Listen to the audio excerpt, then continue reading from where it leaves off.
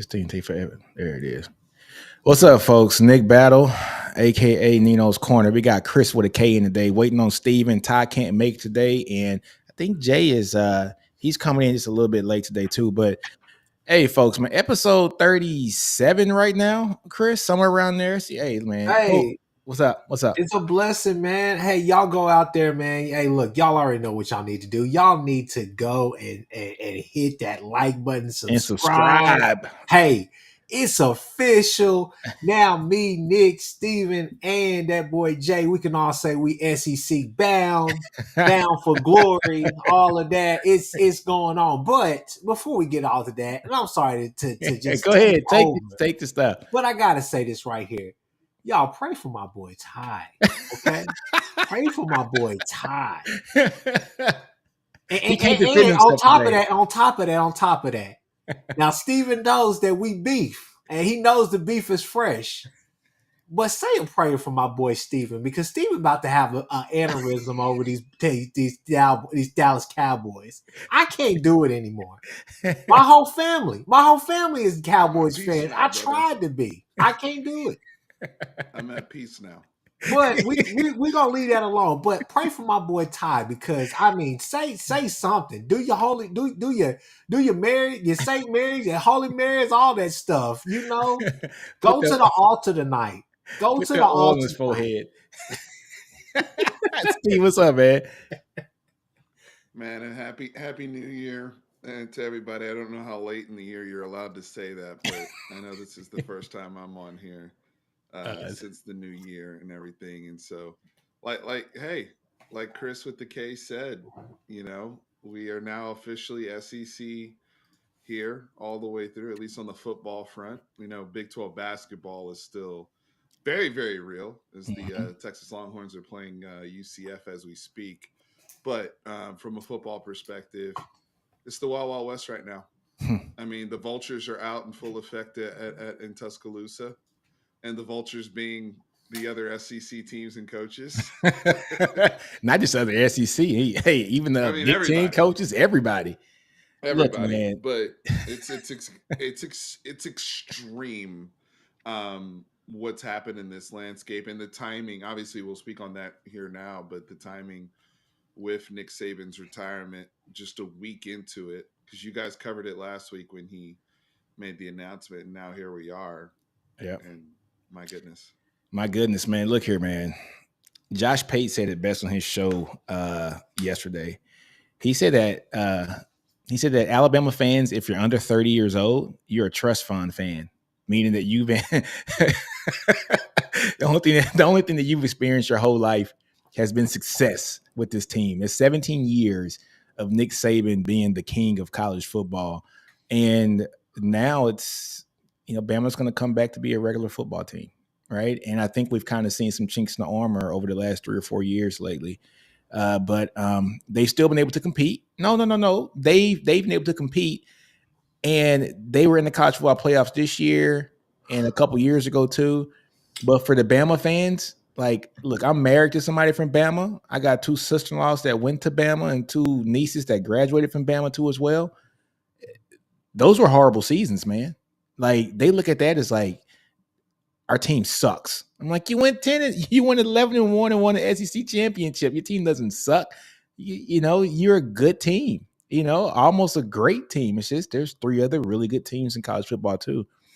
So, man, it's interesting, Steve, man, to see the max exodus of folks from Alabama, especially from the offensive side of the ball. This is what gets me, Steven. You can say what you want to about Kalen DeBoer. He's an offensive guy. Like, he puts up points. So to see a guy like Caden Proctor leave, knowing that the staff that is coming in is the staff that coached the best offensive line in the country, seeing Nye Black leave, that kid will tear it up, in that offense. Bond leaving too as well. To me, that's the interesting part. What do you think, Stephen? So it is interesting.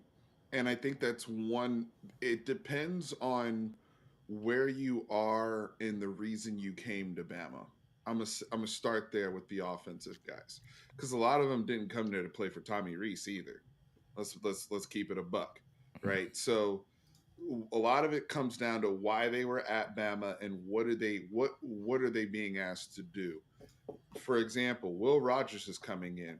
We covered Will Rogers pretty closely on this channel, former Mississippi State quarterback who went to Washington, right, in the portal this year as Kalen's replacement that was to be for Michael Penix Jr. And now with him taking the Alabama job, Will Rogers then goes to Bama, and he's kind of slowly bringing in whatever personnel he has. And there's some ties. There's ties there to a degree, but one kid that we all liked, Jalen Hale, they said, hey, we're going to stay put because we saw what you did with Roma Dunze. You saw what you did. Jalen Polk is going to the draft.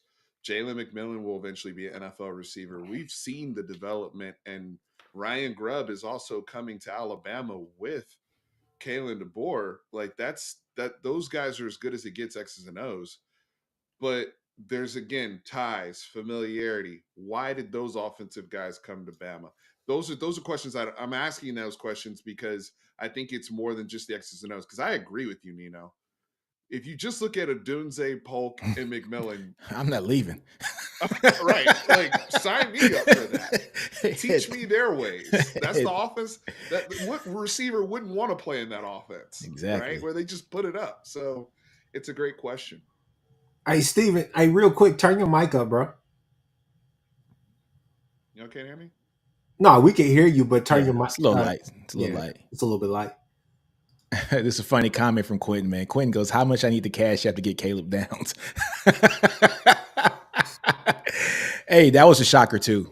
All right. But Steven, are we even sure that Will Rogers is coming to Bama? I thought he already transferred. I thought that was no. I don't think he did. I mean, Steven, did you see the graphic that I saw? Because I saw a graphic like early on that kind of snuck in there. Oh, did you? In the midst of all of this, I should have confirmed the handle, but I definitely saw real quick. I'm pretty sure Will Rogers is already. Because if Will Rogers is at Bama, I would probably expect Jalen Milroe to hit the portal too. Freak though, huh? Freak. No, I mean not to say that he's a better talent than Milroe. There's a reason why Kalen DeBoer went and got Will Rogers, and if he accepts him to come to Bama. Mm-hmm. Knowing that this is his last year playing, Will Rogers isn't coming just to sit the bench for his last year. He's not doing that. Yeah. You know what I'm saying? So it looks like he's still in play. Okay. So yeah, I don't think he's going to Bama because, I've heard everything that looks like Milroe's going to stay, and he's pretty much said he's staying. All right. So, yeah. Man, I'm going to give you a little bit pushback, Nick. Yeah. We talked about this last night. Shout out to my guy Jason, Hall of Fame College Football Podcast. We talked about this last night. Look, the thing for me is that outside of maybe three guys now, about three guys, some of the other ones that you're seeing leaving Bama, this was kind of expected for some of these guys to leave outside of like Nye Black, Downs, and Proctor. But outside of that, what other production are you getting? I mean, the thing that I think that we all need to realize is that my uncle called me and said, "Hey man, you think a lot of these kids would be leaving or would have left if Saban was there?" And I said, "Yeah, I still think that some of these kids would have left if Saban wasn't there, simply because this is Bama." And for the last few years, what we all have to stop and realize is that for the last few years, Bama has had red shirts, the guys who have played, the 2-deep roster, the 2-deep, all of that. But then they also have gray shirts. They have those guys who are, hey, you just wait, be patient, do what you need to do, come back, and we're going to have a spot for you. So, I mean, it's a factory over there. So, I mean, the thing is that something was going to have to give. These guys want to get film to try to go to the next level. So, I think that's something that we all definitely need to talk about. I don't think this is the end of Bama being great. I think Bama still has a chance. You have arguably one of the hottest, if not the hottest coach that was out there in Washington. You have him coming off of 2 damn good seasons and a national championship berth as well. Mm-hmm. So the thing is that I think that I don't love the hire simply because I think it's just so many different philosophies clashing right now, and I'm scared that Bama's going to have to be transportal U. I think the only thing I would say is now, yeah, I just gave him credit, but the only knock that I would say is that it's Sonny Dike esque. Did he catch lightning in a bottle with all those super seniors? Because now coming to Bama, it's going to be different, and the standard is going to be different. Whereas people expected you to be bowl eligible or to at least be pretty damn good at Washington. Now they expect you to compete for a national championship year in and year out. That's the actual expectation, year in and year out. Yeah, man. Look, so here's a comment about Proctor. So Proctor is a starting left tackle. He was a true freshman this year, freshman All-American. But 6'6", 6'7", 365-pound guy. So James Strice says that, Proctor makes sense too. He's from Iowa and he was committed to them prior to flipping to Alabama. And yes, that is true. Yeah. But Iowa doesn't even have an offensive coordinator right now. Like he is committing, he's going back home, but he's going to a school that doesn't have an offensive coordinator right now. Like he knows exactly what his offense is going to look like in this upcoming year at Bama. He just saw what Washington did, right? Well, here's the thing about Proctor, and here's the he's biggest a guard. Yeah, he's a guard. He's an inside guy. But the or thing right is, tackle. You would think that scheme would be friendly for him as far as, we're talking about Washington. But going to Iowa makes more sense because there's less movement, less things that he has to do. I mean, regardless, guys, France, what's the coach's name up there? Franz, is it Kirk Ferentz? Kirk Ferentz. Yeah, you all know what Ferentz is trying to do. Ferentz is trying to milk that clock. He's trying to manage the game. I mean, you thought with McNamara going there that he would at least open it up a little bit. Didn't open up none. I know McNamara got hurt. Regardless, though, it's the same thing year in and year out. No matter who's the offensive coordinator, you know what's going to happen. He's going to manage that game. I completely agree. Yeah, that's true. I completely Which agree. is sad. Yeah, it's a coaching thing because he prides himself on being that type of coach. It doesn't matter who the OCs get. They had Greg Davis for crying out loud for the longest time. Shoot, it doesn't matter who the OC is. With Iowa, I agree with everything Chris said. Proctor at least going there, you're going to be going forward. Exactly. That's it. You're going to be going forward. There's no lateral movement. Because my concern with him, and I told Ty about this. I told Ty this with Proctor. My concern is you got the diabetes ankles, the big mama ankles. And we gotta get the body right. Yeah. I know. Hey, Steven. Somebody has to be real with these brothers, man. Steven. He has the big mama's house ankles. He got the calf the calf matches the ankle. It's just all one. It's just Look, I'm not and you out here trying to move against edge guys in space. Y'all trying to block for my quarterback. All I'm saying is this right here is that I think there's a chorus of fans out there who would agree with this statement here. I think that going back to Iowa is a comfort move, and I think that it could. I'm not saying it is because the kid is talented. I think he just needs to figure out whether he needs to be inside or outside. But I would say this right here. That move could potentially stunt his growth as far as the next level. Because I think going to Iowa, like Steven just said, just moving forward, you know exactly what you're going to be doing, what you're going to be asked to do, and he could be really good at it. I think if he does move to the interior, it's going to be interesting, man. It's going to be interesting. Hey, but this next comment here, man, from Sooners Legends podcast, he goes, "What's Bama going to look like on defense with Dober as the head coach?" That's a good question because they even hired a actual DC yet, have they? I think bend don't break. I mean, I think that's what it's going to be, and I think their defensive. I think they do have a defense. Oh, it's the South head Alabama coach. Yeah, it's the head coach from South Alabama. And then they got a position coach, if not mistaken. I was talking to Marcus Marr. Oh man, the Marcus guy from wasn't he from Buffalo? Yeah, Buffalo. Buffalo's head coach. Buffalo's head coach is taking the defensive. Yep. Yeah. Mm-hmm. So, I actually like what he's doing with that is getting, G5 head coaches to come be, coordinators. But it's just so weird to see that happen at Bama. We're used to a different standard. I got you, but at the same time, I know reading up on it, a lot of people are there are those who are excited about it simply because those are guys who seem to have ties in the Southeast region. So Yeah. they're familiar with the recruiting grounds, probably just not that caliber of player where they're at right now. Does that make sense? Yeah. It's gonna be interesting, man. But I I mean, mean, one thing that I like would say, and Stephen, I'll go ahead, pass to Chris. you. One thing I'll say about DeBoer, though, just kind of like, and I'm sure you guys will say this about Sark, but like for me, the Venables and company or whatever, I do trust their evaluations. I think that I would go out on a limb and trust DeBoer. I'll use this as an example. I used this last night.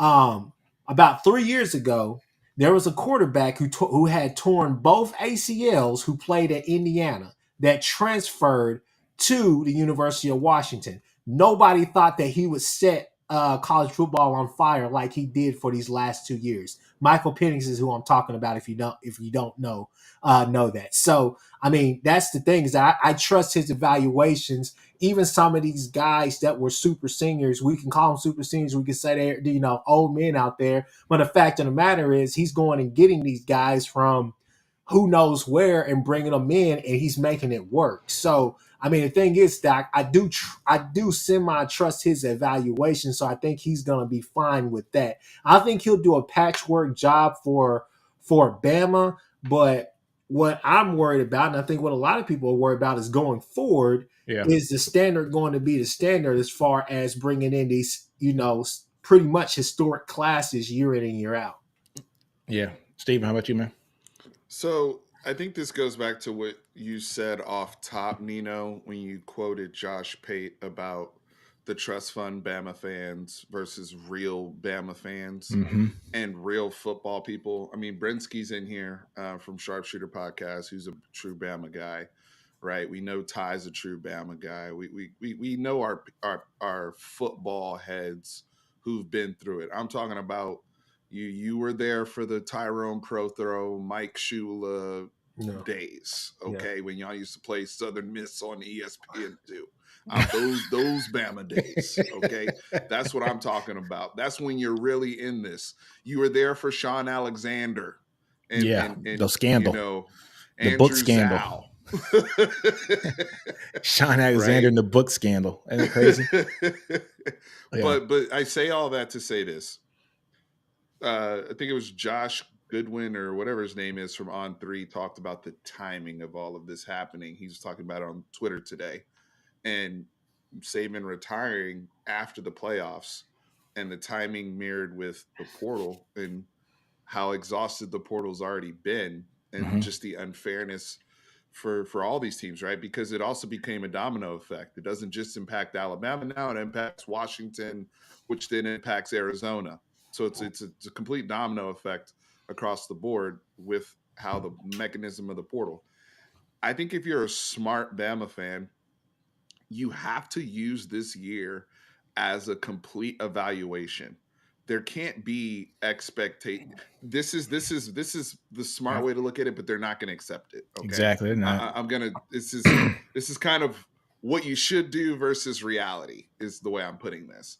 What you should do is look at this as an evaluation year. Understand who you're hiring. You're hiring a head coach that was just in the national championship. You're not getting Nick Saban. Like Nick Saban's gone, right? You got what you got. Let's get him. How do we get Kalen DeBoer acclimated to the South? How do we get him acclimated to the SEC? How do we get him acclimated to the new playoff system that is now in place? All of these coaches are going to have to adjust. It's not just him. Everybody's going to have to adjust to super conferences now and playing a super conference schedule. Nick Saban didn't even have to deal with that. Think about that. So all of these things are happening, and let's actually have a window for him to get his staff together and actually recruit a football team right now. I think he'll show you that he can coach, but is he going to get that grace, right? Because the more negative that they are about this and the funneling of negative energy will only defer away from donations to the program, Yeah. strengthening your NIL, and recruiting. And if they're going to be sourpusses about it because, oh, we're not in Camelot anymore, I'm telling you that as a Texas fan who used to be in Camelot 15 years ago. and what it's been like, right? When you act like that and you think you're entitled. You think everybody has to look at this period of 2024, and this goes for everybody listening, no matter what team you like. This is officially a new era of college football starting next year. Super conferences, 12-team playoff. The previous era ended with Michigan winning the national championship. Wow. We won't see college football look like that anymore. Yep, exactly. It's different now. So we had the BCS era, then we had a paradigm shift to this. Yep. The BCS era ended when Florida State won, when Jameis Winston beat Auburn. Yeah. And the 4-team playoff era started when Ohio State won in 2014. So it was a 10-year They won the first era. one. They won the first one. Yeah. And Michigan, that version of college football is over. Yeah. Now it's a whole nother monster now. Hey, Stephen Corliss that's a great point, and the headsets are coming too. So yeah. Oh, they are, aren't they? Yeah. That's perfect. Hey, I want to address this comment from Thunder OU Sony. He goes, I love that. He said, I wonder if Texas is tampering in the portal. All right. So was Alabama tampering in the portal when I think they had the cornerback from USC there at practice the day after he decommitted and I hit the portal? What's his last name? Jackson? He was there for the bowl practices like the day after he decommitted and went to the portal. Jackson. Yeah. So was that tampering as well? I'm just trying to figure out. You know what I'm saying? Look, I just want to know. Hey, Thunder Sony, you know you're my boy, but I think everybody tampers. Everybody tampers. You know what I'm saying? And so look, I had somebody say something in the comments earlier about Bama should, like sue some of these teams for tampering. Well, that means they would have to run the most crispiest clean of shop because they would be inferring that they don't do this. And yes, guess what, folks? These players talk to the other players and they get a feeling of where the hell they want to go based upon what player on that team you're talking to. You can't talk to the coaches, but it doesn't say anything that I can't talk to somebody that I went on 7-on-7s with, for the last 3 or 4 years prior to going to college. And I want to know what the team's like, right? And so that's the stuff that goes on. No different than if you're hired at a job and you want to go work somewhere else and you call your home and say, hey, man, what's the working environment over there like? I'm going to put in the application. All right. It's the same thing. And I think that's where people got to kind of separate some of this stuff when it comes to college football. It's a new landscape, folks. It's transfer portal. It's NIL. College football is the minor leagues for the NFL. And people don't want to hear that, but it's the truth. Mm-hmm. Every other sport, every major sport has a minor league. You want to leave high school and go play baseball in the minor league, you can get drafted straight out of high school and go make millions. You can do it. You want to go play hockey straight out of high school, you can go to the minor leagues and play hockey and make millions out of high school. Same thing with swimming and diving. Yeah. Same thing with soccer. Same thing with boxing. They have amateur leagues and you can go pro early. Football is the only major sport that doesn't have it. Now that good touche point. Florida State did get in trouble a little bit. Too. Which one? This one, the Tampa one? The Thunder Center comment. Are you living in 1998? Like this is 2024. Like because Odd Feature brought up the DMs. You can DM people now. The other thing is every one of these players, whether you have an Oklahoma player, a Texas player, a Bama player, I don't care. They now are affiliated to agents or representatives or whatever they're called, right? So you can contact those people. Yeah. These coaches also have relationships through if they finish second or they finished a runner-up for a player, they're still keeping in touch. They're keeping everybody's doing it. Yeah. So the Des Ricks kid, let's just put it out there. The Des Ricks kid that is transferring from Bama to A&M. Apparently, Florida was alleged of tampering in that, and they didn't even get the guy. Florida, I mean, they might as well just let Florida do whatever they want to do right now. They need all the help they can get, damn it. But if you're a Florida fan, aren't you happy that Billy is trying? Trying to do something. Look. Oh man, I got to show y'all a chart. Okay, go ahead. No, it's good. It's good. Give me a second. I'm gonna show you. Go ahead and talk, Chris. Go ahead. No, I was gonna say, I'll just save this point for whenever we're transitioning into kind of the next topic. Hold on. Let me send myself something. I'm going to send you guys. I'm going to show this chart, and it's the two Okay. deep of Alabama, right? And I have all the names read it out. So somebody sent this to me on Twitter, but I had to like kind of update it as well. My brother, their two deep is pretty nasty, and I'm going to show it right now. Give me a second. Let's share the screen. Is it? No, it's not that one. Don't pull Go ahead nothing. and talk, guys. Go ahead and talk. Don't, Go I'm ahead and about to talk. say, The don't pull nothing vultures, the crazy vultures are now. out here. Hey, If you're real quick, while he's trying to do that, Steven. So it just flashed across my screen. McCarthy's back. So what are we doing? What are we doing, Steve? you know what? Look. I told you I've made my peace with it, brother. I don't he know said, why you decided to bend back that way. We can talk offline. I'm not trying to get my blood pressure up right now. In all all right. So seriousness. I don't know if you guys can see that. It's kind of small, but all those red lines are people that are off the two deep at Alabama right now. And that's 1, 2, 3, 4, 5, That's 6, 7, NFL or 8, portal. 9. Yep, 10, 11, 12, 13, 14, 15, 16, 17, 18, 19, 20, 21, 22, 23, 24. That's 25 people on Alabama's two deep that are either off to the NFL or portal. Ty Simpson This not being on that list is crazy. Like,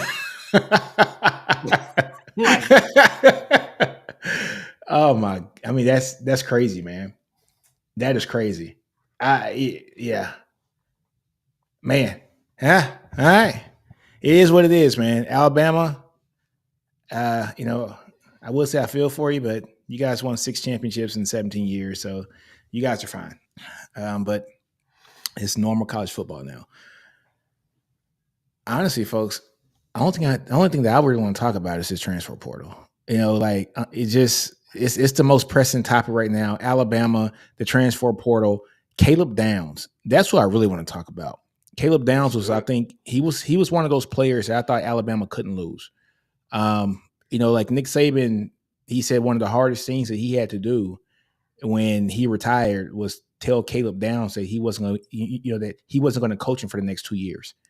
So when you're going up to a true freshman, and that was one of the hardest things you had to do was go tell this true freshman who was at the prom about 8 months ago that my hardest thing that I'm going to do this year is tell you I can't coach you anymore. It kind of shows you the kind of player that Caleb Downs is and the growth that he's had since the first week. Sark picked on him like in game 2, but the growth that he had throughout the year, man, stupid ridiculous. He's one of the best safeties in the country right now as a 19-year-old freshman, man. So let's talk about Caleb Downs, man. So I'll go first. Look, even when Sark picked on him, I mean, it was more of a coverage rules breaker. Any safety would have got beat. I mean, the kid is phenomenal. Yeah. He's one of the best defensive players in college football. I think just like Nick Saban had to do what was best for Nick Saban, Caleb Downs had to do what was best for Caleb Downs. And when you have the talent level he has, you have to, you're trying to do whatever everything you need to do to put yourself to be ready for the draft in a couple years and be one of the premier defensive players that he's going to be expected to be when he gets to the NFL. Look at what Derek Stingley's doing right now with the Houston Texans, for example, a kid that was all world freshman year and kind of had to just wait. You know what I mean? So in the situation with Caleb Downs, I totally understand why he's hitting the portal Mm-hmm. and leaving and going to, and we'll see where he goes. Rumors are, I believe it's between Georgia and Ohio State. Yeah. And the Georgia move is scary because if you put him next to Malachi Starks, Dude, it's over. Christ Almighty. I mean, that's like a super team back there. That's So, scary. That's and two first and round picks at safety. yeah, and not to mention, the other big 5-star all world safety they have coming in this year in the 2024 class, who they were, or however, they got a whole bunch of stuff going on there at Georgia, right? So I'm just saying, with the Caleb Down situation, you have to do what's best for you, and it Yeah. totally made sense for me. You know, I get it. The South Alabama coach is coming in and all these guys, but if you don't have those relationship ties and you don't know how you're going to be coached, people forget Nick Saban, defensive guru, but his specialty was those DBs. That's what Nick was. That's what Nick was known for, right? And so, I get it. Chris, how about you? I, I'm honestly, I would just kind of second up as far as what Steven just said. I mean, I think the kid is phenomenal. I think he's going to be phenomenal wherever he goes. It's going to be a great get. Um, if the kid was listening right now and he said, "Hey, I'm gonna listen to what Chris said," I would say go to Georgia. Don't go up there messing with Ohio State. As good as Ohio State has been, I mean, I think the thing is that what's his name, guys? Knowles, Jim Knowles, the defensive coordinator for them. He was at Oh, the one that came from Oklahoma State. Oklahoma State. Yeah, I would say, hey, you're not trying to go there and you're not going to a place to try to learn something for the next 2 years so you could be great. So you could be good at it the first year and great at it. Go be great. Yeah, it's true. And with what Alabama, what Georgia's going to do is going to be very similar to what you were doing at Alabama. So I mean, I would stay in the SEC. I'm an SEC caliber type of player. I would go and do that. I wouldn't go up there and mess with the Big Ten and mess with what they're doing up there because it's very dependent. Now you're gonna have your hog mollies up front. You're gonna have your guys because I think the JT kid decided to come back. I think that you're gonna have a really good team in Ohio State. But the fact of the matter is that if they think Will Howard's going to lead them to the promised land, then hey, Michigan, come over here. Let's go curb stomp them one more time because that's not going to happen. It's not going to happen. But like I said, I wouldn't go up there messing with Jim Knowles, trying to learn that very methodical and very meticulous, very particular defense. I would go to Georgia, where I know it's gonna be similar play style, just different calls, different looks. Yeah, under Kirby, it just makes sense. The same stuff. Yeah. You would be able to go to Georgia and really just honestly, just you're learning language. It's the same defense though.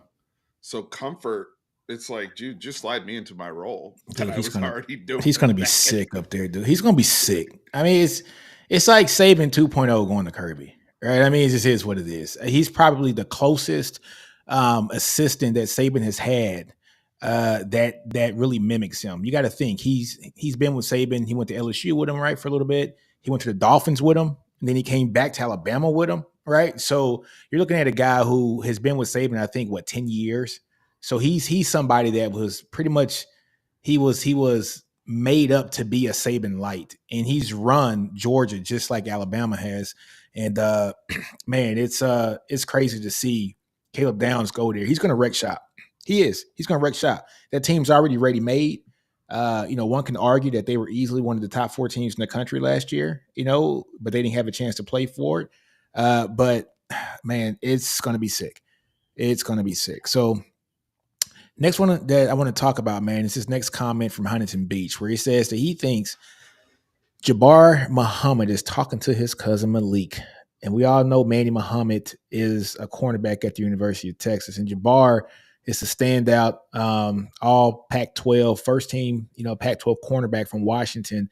And every rumor is that this is coming down to Texas and Oregon.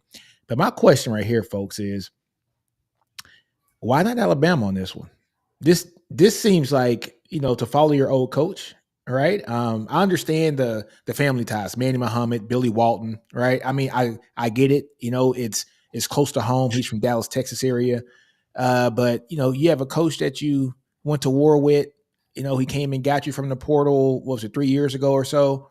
You go to a national championship game with him. You made a hell of a play against Texas.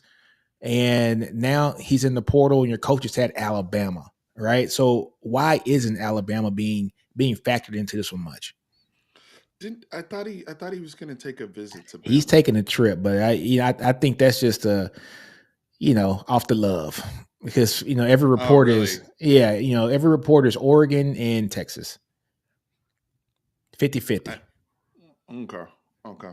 Well, I mean, I'll look at it this. I mean, as a Texas fan, I was, as soon as Jabbar hit the portal, I want him. As every other Texas fan, who we just saw Jabbar in the game we were just eliminated from, and the job he did, on our receivers until the end of the game when Jordan Whittington finally got the best of him. Shout out to Jay Witt. But Yeah. I mean, Jabbar did a fantastic job. And that's a kid that came from Oklahoma State. When he transferred over, he's gotten better and better.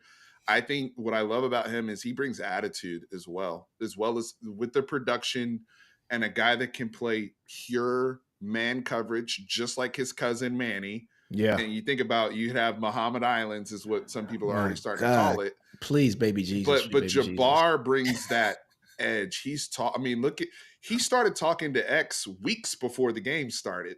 Right? I mean, yes, that was, I loved it because X wanted it. He wanted it too. They were talking. Right. I was like, this is what's up. This is what football's heavyweight about. Matchup. Exactly. And you watch the film of those guys. You watch the way he matched up with the Oregon, Troy Franklin or at Oregon, who's a dog at receiver, and the job he did over there. And I love Sark and them did a bang up job in this 2024 cycle with corners in particular, and the corners we have coming in, the returning experience we have with Terrence Brooks, Manny Muhammad. Look, but when you can add a kid like this, it's not just his skill set, it's also the energy that he can bring into that room. It's the full package. It's the full package. Yeah. Chris, how about you, man?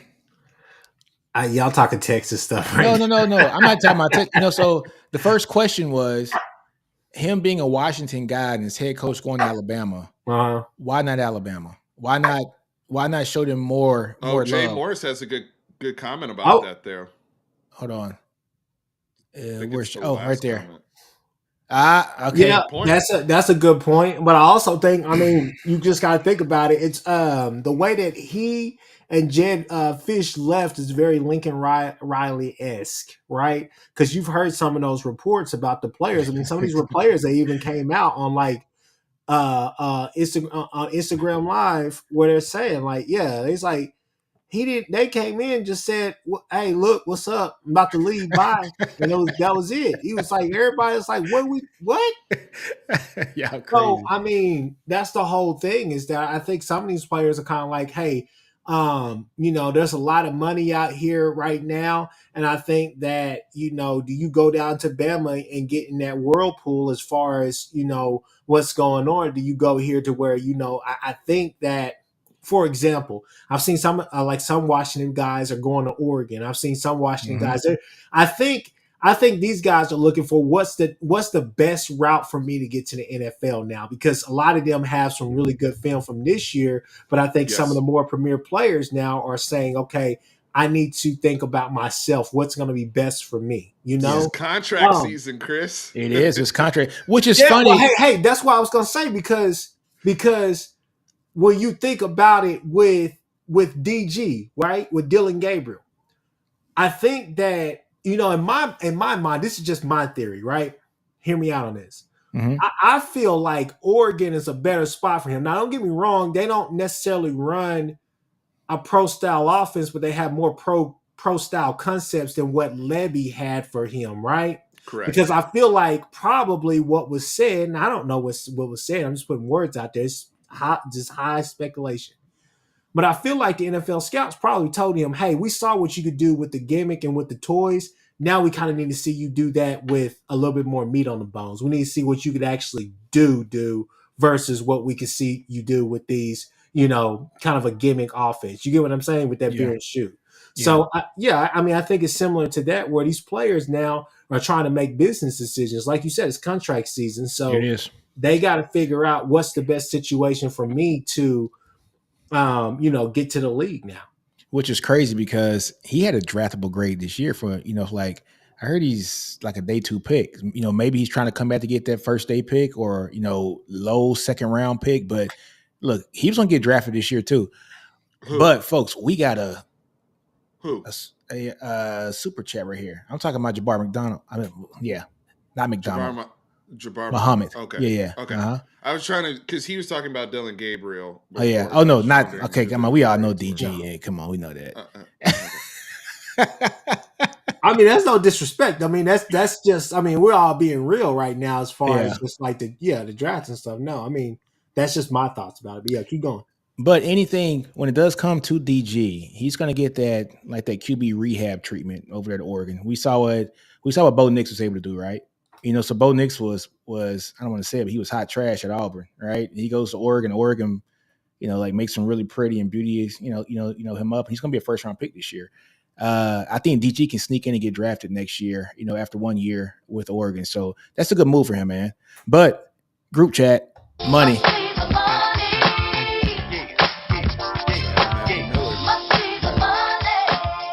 All right, Matt Miller, man. He said UGA or the field next year. Obviously, the field, man. I think obviously the field. I mean, here's the problem for UGA. Bowers. Bowers is gone.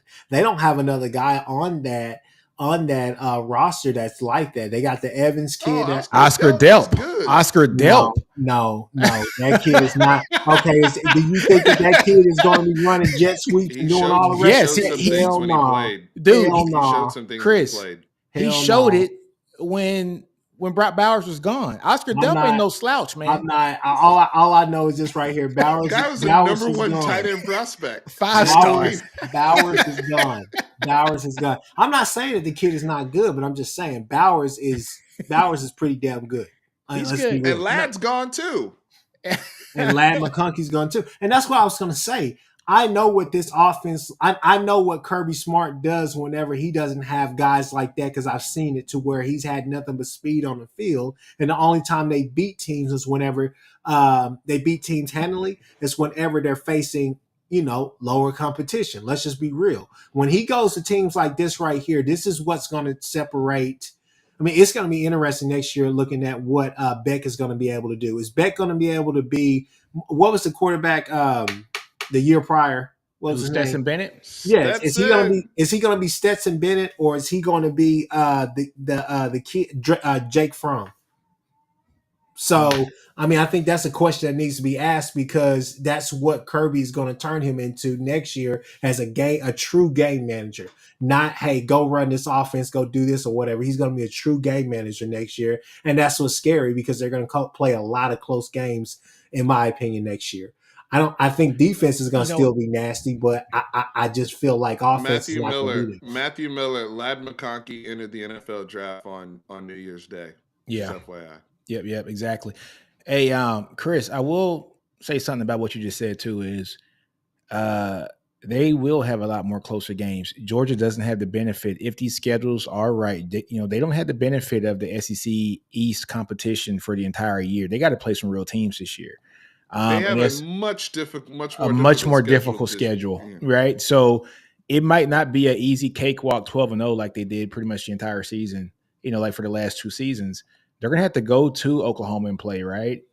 They got a pretty tough. So it's in Georgia this year. No. You guys play Bama. We play Bama. I'm sorry. Yeah, Georgia, they come into Austin. They come into Austin. So I mean, they got some. Look, their schedule this year is not the schedule for the past 2 years. It just isn't. Man. So I have their schedule. So I have their schedule up right now. Let's also be fair, though. While I agree with everything that's said, Caleb Downs makes them a lot better. Hell yeah, he does. So if they start getting some of these other players, also there's going to be another wave of transfers in the spring. Let's just be honest. We always see it. I remember a couple years ago, Jordan Addison just popped into the portal out of nowhere from Pitt and ended up going to USC over the spring. So let's be aware of that. Here we go. I got the schedule pulled up. Okay, great. So if we look at the schedule here, they start off with the Clemson game, which is a neutral site, but it's in Mercedes-Benz. Yeah. Then they go Tennessee Tech, easy win.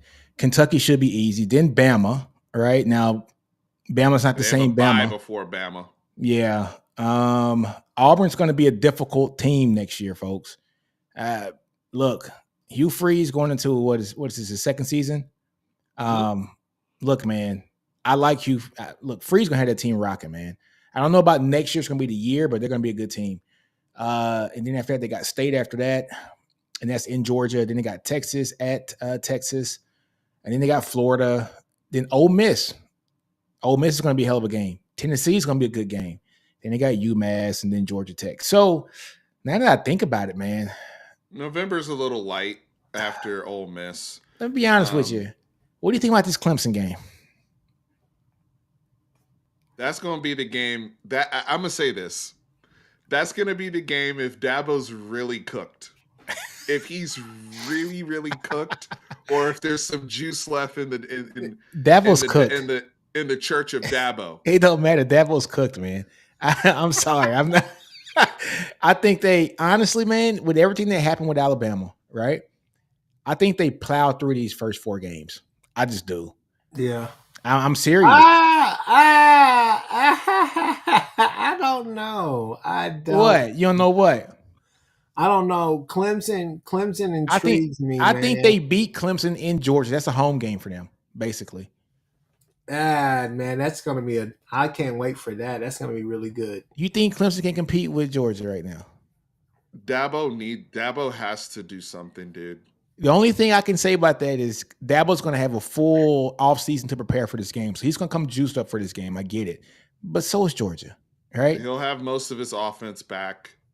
I don't think they have a chance. I just don't. With Garrett Riley still there. They were cooked last year. I mean, like, they were cooked grits last year. They got better as the season went on, but it wasn't. Man, they're an average team, dude. I mean, they played in the ACC. I get it, man. I feel like Georgia's still going to be favored -9 in that game. Like, I don't know. I just feel like when shit gets real and we know what the rosters are, it's still Georgia -9.5 or something. The only team that scares me for them in those first 6 games is Auburn. That's it. And that's crazy. The first six. At Alabama is just a non-issue for you. And no, I mean, I'm not saying it's a non-issue, but I don't think Alabama's got the defense. I mean, look how much they've lost. And we've been hearing rumors that Otis might hit the portal. I mean, like, how much more can they sustain, man? Man, but y'all got to understand. He gonna look. The boy is still gonna run a damn good offense. I'm not saying he's not. I'm not saying he's not. He's always overachieved with his rosters too. He has, but he always does. Look, man. Look here. Caleb Downs ain't walking through that door no more. Right? I'm sorry. That was like the one guy on defense you had to keep. Like, that was it. Right? I think to make this thing work, you had to keep Downs on defense and you had to keep Milroe on offense. Like, I think those are your 2 figureheads that are the leaders of that team in that locker room. Those are the guys you have to keep. You lost the guy on defense. You lost he's your everything on defense. You know, I'm just going to look, it is what it is. You don't think so? They're losing both their starting cornerbacks. They're gone to the league. Right? I mean, come on, man. I will say this, though. Compared to a lot of the SEC schedules, I guess just the way this schedule is structured, it is manageable. It's favorable. It's definitely manageable. It's favorable. It's more difficult than their 2023 schedule for sure, but it's manageable. Mm-hmm. I mean, it is favorable, dude. It's a favorable schedule. Do they have Missouri on the schedule? Go down. Nope. Okay. No, they don't play Missouri. I know. They don't play. They don't play South Carolina anymore. I'm scared. I'm not scared. I'm a tad bit worried about Mizzou because they just lost that defensive coordinator. I'm like, y'all got some interesting stuff going up there in Missouri right now. But yeah, no, I mean this schedule is definitely manageable. Chris, I just want to say that 16th, 23, and the 30th is nasty business compared to what OU's looks like. Oh yeah. I don't think that's right because you guys go Missouri, Bama, LSU, I think. Yeah. in those 3 weeks. It's a bye And week these in dudes there. are going Tennessee, UMass, and Georgia. Oh, trust me. Like, look, That is out of nasty. OU and Texas, they gave OU the gauntlet. They said, "Hey, you baptized. Hey, y'all gonna get baptized by fire, boy." Yeah. Oh, they said y'all about to get this work. Go look at OU's last 3 Hold on, games. I'm pulling up now. Jesus Christ. I'm pulling up now. OU schedule. Okay, so 2024. You start off with Temple, It's 3 then games. then U of H, and then Tulane, and then you got Tennessee, and then you go to Auburn. All right. Then you got Texas. You got a nice 3-game gauntlet there. South Carolina, you guys should be fine. Then you got Ole Miss, right? At then Ole Miss. Yeah, at Ole Miss. Then you got Maine. I hate them putting these weak ass games at the end of the year. And then you got Missouri. The last 3. You got Missouri. You got Bama.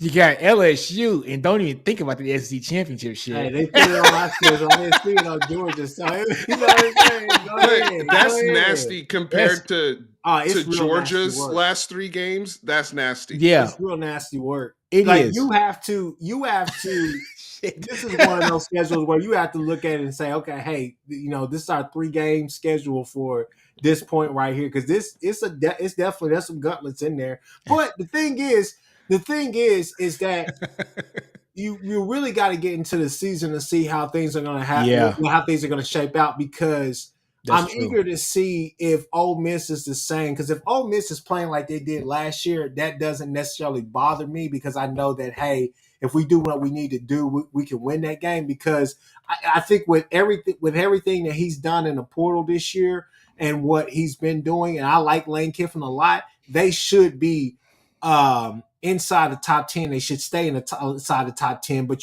they got some games early on in their schedule that's going to be pretty tough as well.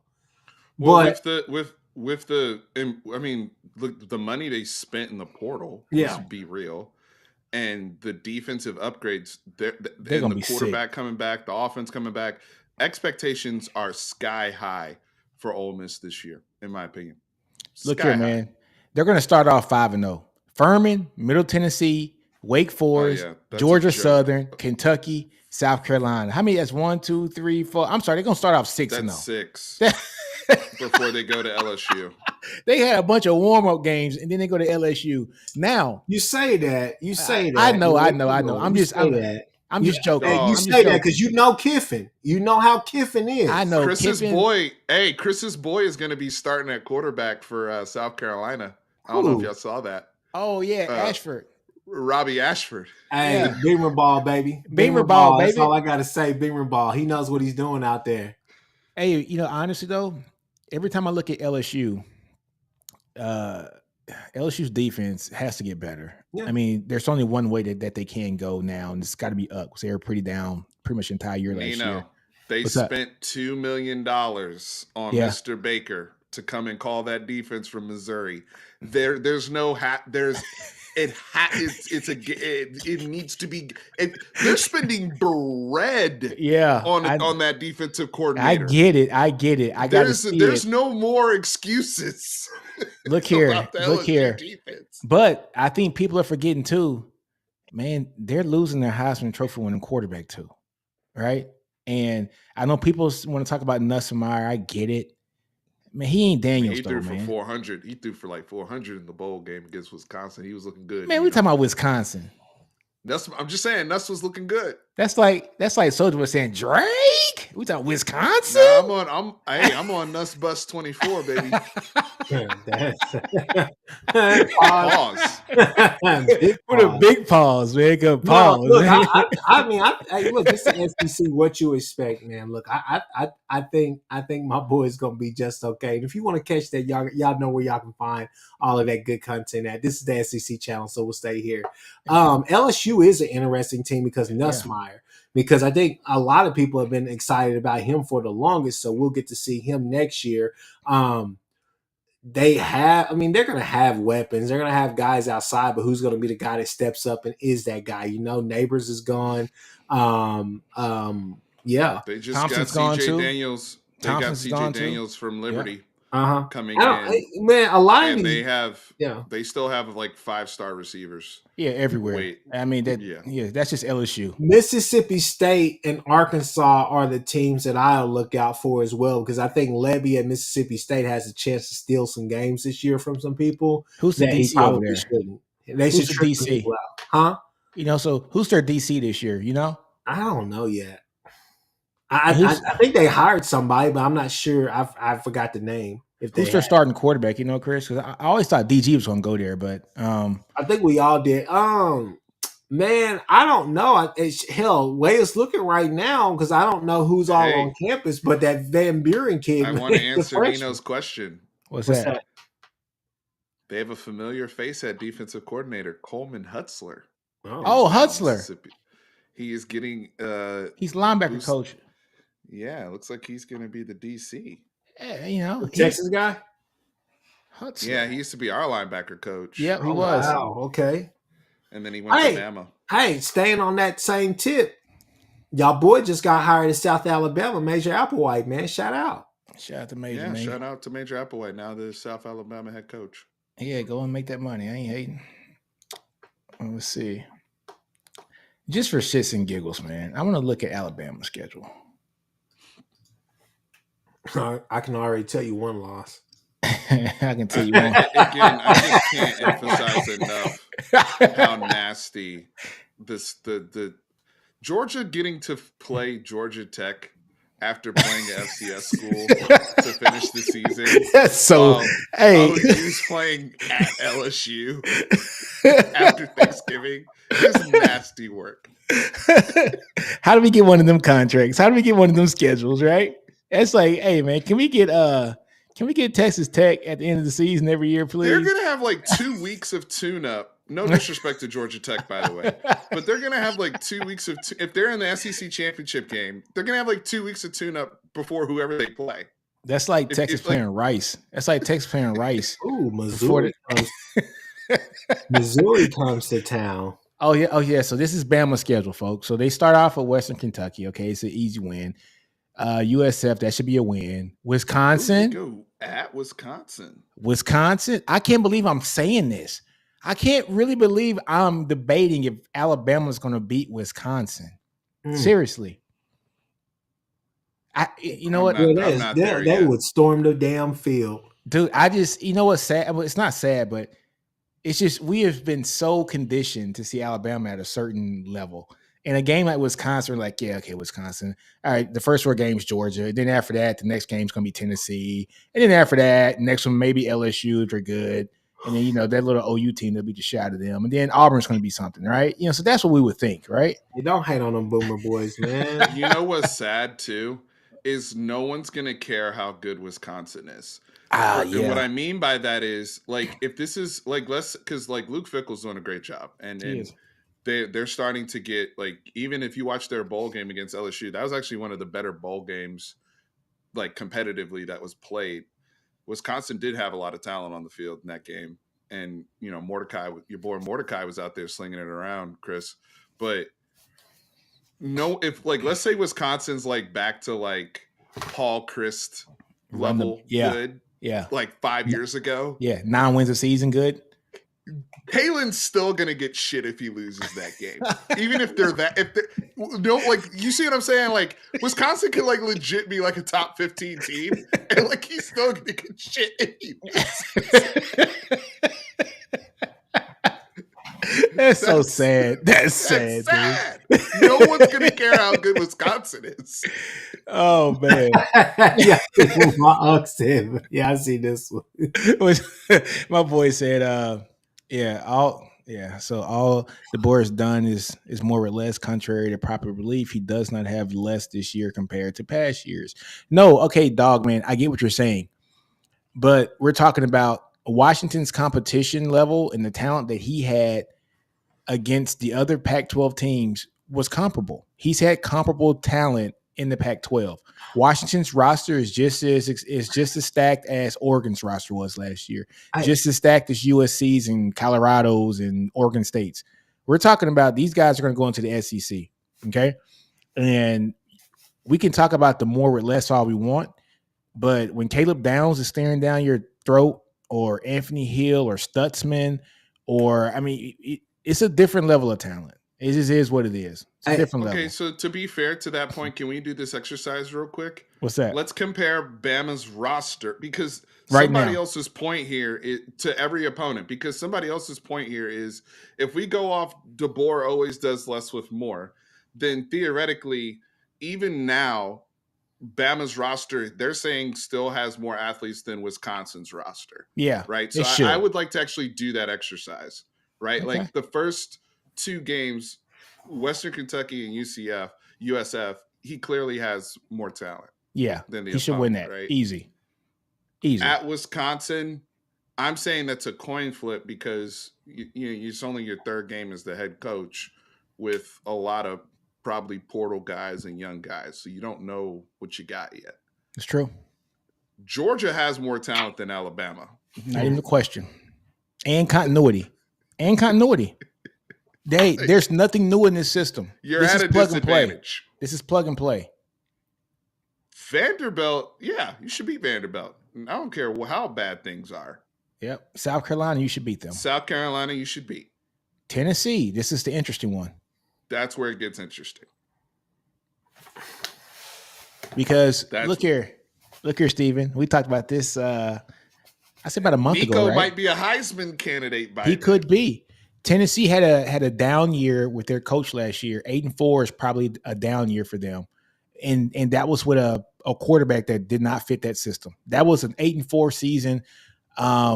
Correct. I agree. Joe Milton didn't fit that. He didn't fit that system. That was an 8-4 season with a quarterback that was not ready made for that system. Nico fits that system. Hooker fit that system 2 years ago. So it's going to be interesting, man. Missouri, who has more talent? I think he still has more talent than Tennessee and Missouri. I think so too. With you. I think so too. LSU is going to be the big one. Can LSU clean that defense up? And stop right there, because as me and Ty would say, we need to unpack that, because here's the point that I think, or here's something that I think will give us all a glimpse of what his first season in the SEC is going to be like. It's going to be like Brian Kelly's. Look no further. You think 9-3 is going to be a season? It's going to be a lot of highs and a lot of lows. If they go 9-3 and win a bowl game and go that's a success. 10-3, that's a success. That's a success. Yes. Yeah. That is one more loss than what they had last year. And that means you're at the edge of the playoffs, by the way. Yeah. I can see in it a 12 being team. I think Brian Kelly's first year is a great start. I mean, I think that is a great comparison, or a great outlook for how his year will go. I don't know, Chris. How much?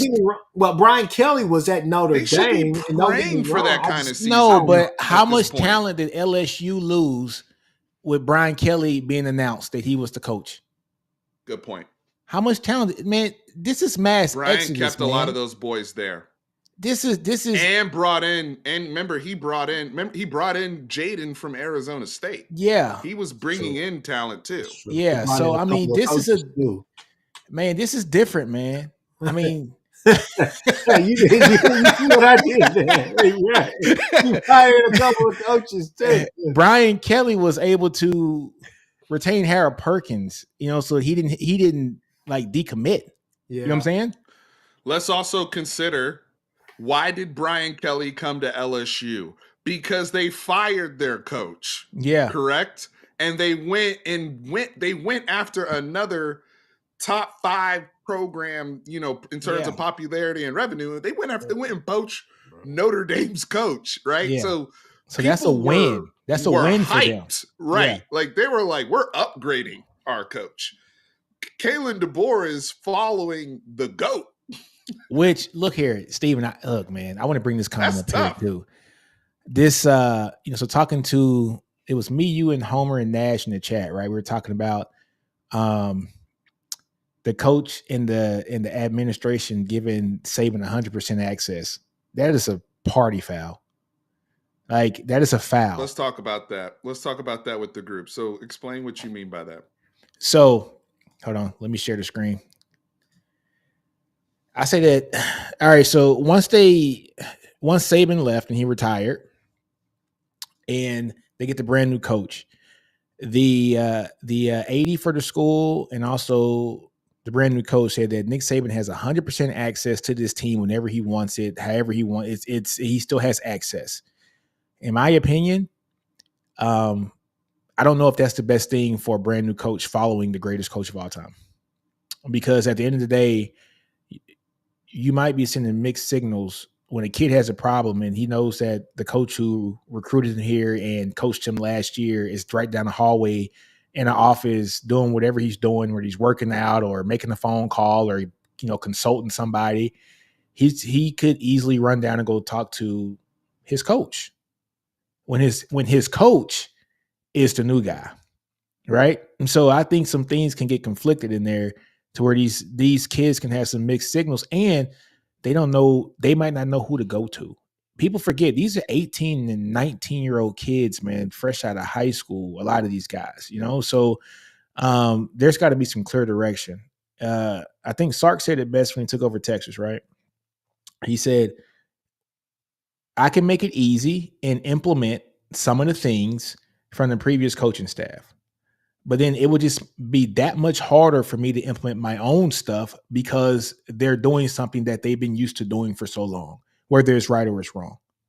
Right. So I don't know how much of a plus that is for Alabama to have Saban sitting around or coming around. I think Saban's a lot smarter than that. I don't think he's going to do it because he knows he wouldn't want his toes actually stepped on like that. So I don't know, man. Chris, how about your thoughts on that, man? Oh, go ahead, Steven. Go ahead, Steven. Yeah, go ahead, Steven. No, I just wanted to say, I think we have to define, what does access mean? Yeah. Right. I mean, because I think saying that publicly is a very kind gesture. It's also a strategic gesture to signal to the fan base and to make Alabama people feel more comfortable with Kalen DeBoer coming on board, saying, hey, we understand, we are mindful that the greatest coach of all time has retired, and we're not going to veer from those methods or the way of doing that we've been doing business here in Tuscaloosa since Nick Saban has been on board, and he is a resource. I think that's the way they want to phrase it. I think where you're going, Nino, is right, is a valid concern. Is he going to, that goes in the borderline of meddling and still having your hand in the cookie jar? Does he still have his office on campus and all that type of stuff? Like, then it becomes awkward, right? And it's like this cloud hanging over Kalen. I think Nick is going to be, I got to take him at his word. I think he's going to be retired. And if you want to pick up the phone and call me, you can pick up the phone and call me. But other than that, I'm retired. And I'm here if you want to leverage me for whatever you need. I hope it's that and not the latter. Yeah. Chris, what about you, man? I think that if you don't think that Nick Saban, there's been a conversation about this beforehand, I think he probably was one of the ones who talked to the board too, telling him just like this and that, blah, blah, blah. I think that it's kind of like a rite of passage for this job, especially following somebody such as a Nick Saban. I think Nick Saban is somebody that you would want to be able to have around the program and have come in at key moments to be able to talk to recruits or different things like that, because he's also a closer. I don't think that you need to have him there going on trips or be a special advisor or whatever, but think about like Barry Switzer. Barry Switzer's always around the program and all the rest of that stuff, and he's around just enough for everybody to know, hey, this is the king of OU football, yada yada yada, this and that. Then he's gone. You get what I'm saying? So I think for Saban doesn't have to be there the entire time, but I think the board needs to. Chris, wouldn't the ideal? No, I mean this in all seriousness. Wouldn't the ideal situation be? And I'm asking you this because I want you to educate me and others. I mean, I don't know this. Wouldn't this be like when Lincoln took over and the way you guys utilize Bob? Yeah, Stoops? I mean, I think that'd be perfect. That was that'd be the perfect amount of comparison. involvement. Yeah. It'd be that type of involvement right there. Like, hey, I'm here.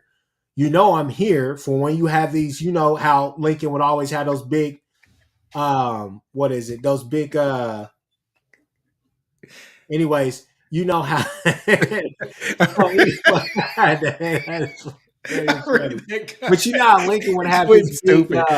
his big summer events for all the recruits and stuff. Stoops is around, everybody's around. So I mean, I think that that's kind of how you would want it to be, as far as I'm handing you the keys to this Lamborghini. Don't screw it up, but go have fun, do what you got to do. So The only involvement I want to see Nick Saban have, so I just saw this comment. They said that, so his office got moved to the stadium, right? yeah, The only involvement I want to see Nick Saban have with this team for Kalen's sake is to come to an occasional game, sit in the press box, eat some popcorn, enjoy yourself at the game with your grandkids in your hand, and leave after the game, right? Because this man still has to own this team, right? Like, it's just his team. And I only say that because you guys know that, look, man, I'm in the Air Force, right? And so at the time I was a commander, and the worst thing that you want is the previous commander to come to the functions, right? I've been invited to a couple functions with the new commander in place. I'm like, I love you guys, but that's his job, right? It's like, I don't want to come to the Christmas party and, what I'm saying, and be the previous guy, right? And so that's kind of his thunder. Recruits? If you gotta closing on a hell of a recruit, see, this is where you use them. Now, see, this is the perfect time to use them. A lot like back in the day when USC, when they wanted to close on a recruit, for the all the young folks in here that might not like this name, they would go send OJ. They would send OJ to the house. No, you're right. Free Nicole, all that, y'all.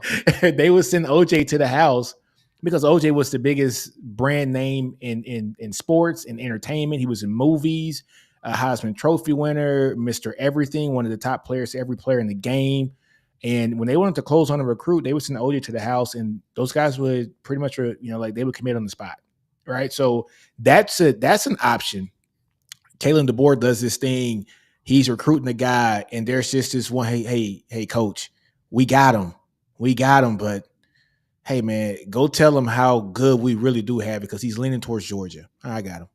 You know what I'm saying? Hey, man, come here. Kalen has my utmost, whatever, and whatever he needs, we got. And he talks to me on the phone once or twice a week, and I'm still a presence there. You might not see my face, but some of the words that are coming out are still some of me too. All right, so maybe that might be it. Yeah, JB, I don't think it's going to be like GP to Sark. GP to Sark, yeah, that's the difference. Was on a technical level to handle a certain part of our defense, and to bring in some intel on hand to handle the state of Texas, certain regions. I think GP has done a measurable success and credibility with Texas now recruiting the DFW area and recruiting defensive backs and how to play them. We're obviously not all the way there yet, but we made strides. But that was on a technical level. We're talking about the person, Muladula. I think that's another good one. Looking at John Shire, currently the coach of Duke, and Coach K, right? Mm-hmm. And how that was. Now, the only difference is Kalen DeBoer didn't have any ties to Nick Saban. Yeah, whereas true. John Shire was a former player and then an assistant head coach under Coach K, and Coach K anointed him as his successor. But I'm still gonna be the Bob Stoops. I'm still around. I'm still upstairs. But I think that's a closer one than GP and Sark. GP and Sark was more transactional. Yeah, exactly. What else we got here? We need Nick Saban to replace Sleepy Lou Carosa. Don't talk about Lee Carosa like that. But I would love to see him on game day. I really would. I want to see Nick Saban let his hair down, man. Saban's good on TV. He is. I want to see him be. He's good on TV. I want to see him be loose. And honestly, I think what we've seen over this past year, man, with Pat McAfee, and him, you got to see a different side of Nick Saban. And he has the dry humor. He's just kind of fun to listen to outside of being in such a structured environment. And I think that'd be perfect, to be honest with you. Come on there, pick some games, talk to people, interact, and do his thing, man.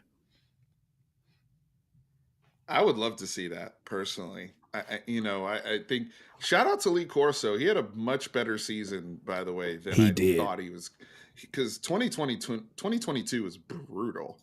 And I was wondering why he wasn't a part of the ESPN layoffs. But look, Lee Corso came back. I don't know if they, put in, somebody else's spirit from Get Out or something in there, but that This man dude. had That's cold blooded, his man. battery That's was terrible. recharged. I'm just saying his God. battery was recharged. That's He had a cold good year blooded, this man. year. You about to get If the I'm show canceled before we get started. Come on. Chris, he about to kill us, man. What are you No, doing, man? I'm letting Steven talk, man. I'm letting him have it. You got it, bro. You do what you got to do, man. was that too far? Jeez. That's too far. Too far. It's too soon, damn it. Come on, man. Oh man. I Look, want to see Nick Saban on TV. That's all I got to say. I do want to too. see Nick I do Saban. too. This is a good one though. So who wins? Come on, man. It's Miro's job. And it's Miro's job, and if it's not his job, he's gonna transfer. I mean, it's his job. You know what I'm saying? Miro's special, folks. And I don't think a lot of people understand that. And I think that DeBoer is the coach that can unlock that. And I said Yeah. that. Well, I think was it last week to Ty. I think that he's the coach that can unlock that because I think he's working with a similar skill set to Penix. I know people gonna laugh, but I mean aren't they both left-handed? No. Nah. I thought no, Jalen's right-handed. But either way, I think that they're going to there's some similarities there, and I think that with his legs as well, he's going to be able to do what he needs to do. It's just got to see who the hell's going to be. I want to speak on this one too. So go ahead. The QB run game stuff. They'll be able. There's some QB run game stuff that Washington. So Kalen DeBoer and Ryan Grubb. Please do not forget Ryan Grubb is a Mastermind. big time part of this as well. Yeah. They have run game scheme stuff that they just did not do at Washington because of Penix's injuries. But they used to do it at Indiana, and they actually showed a couple of them that counter play. They hit us with it. I don't know.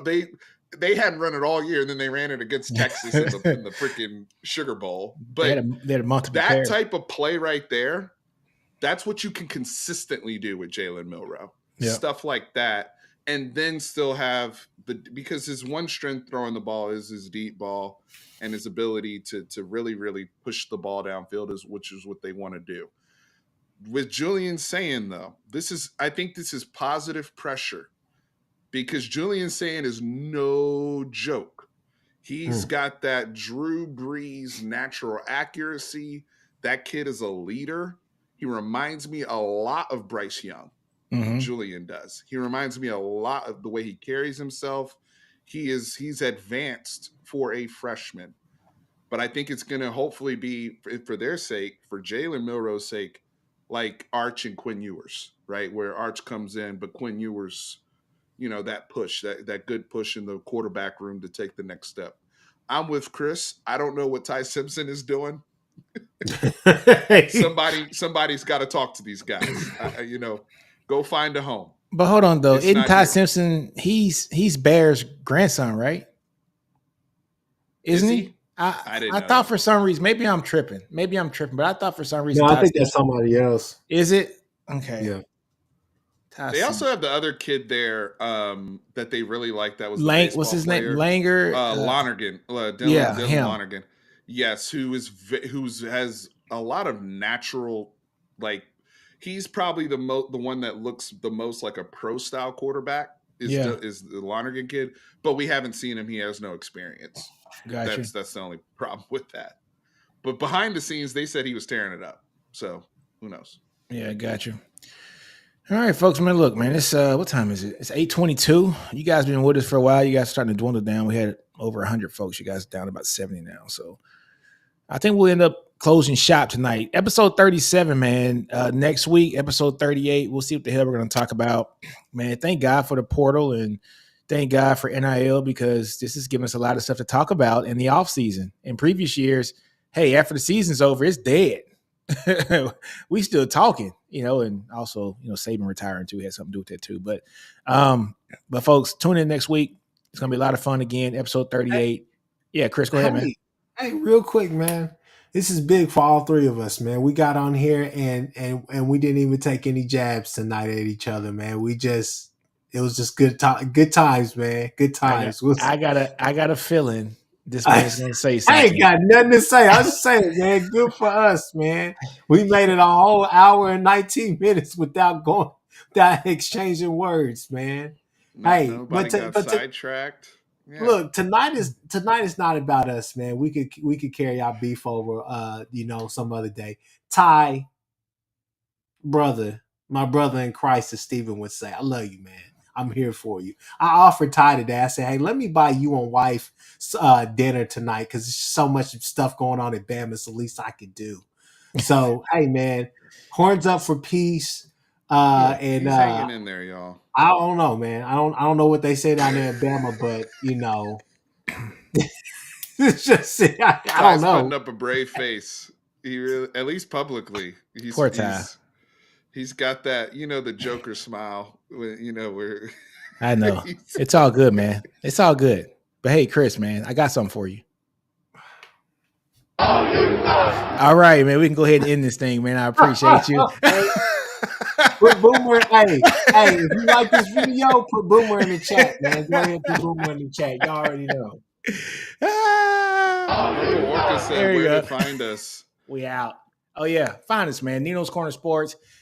Chris, where you at, man? I ain't going to say your name. Hey, Chris with a K on Twitter. Chris with a _ K on Twitter. And then also you can find us on YouTube, Horns Down Podcast. You already know. All right. Steven, how about you, man? Fanatic Perspective in the building. Subscribe, help us grow, and most importantly, subscribe to the SEC Connect. That's what we are. Please. Hit us up every Wednesday night, bringing you the best. We are officially SEC. We are officially SEC. He ain't lying. There you go. All right, we out. Deuces.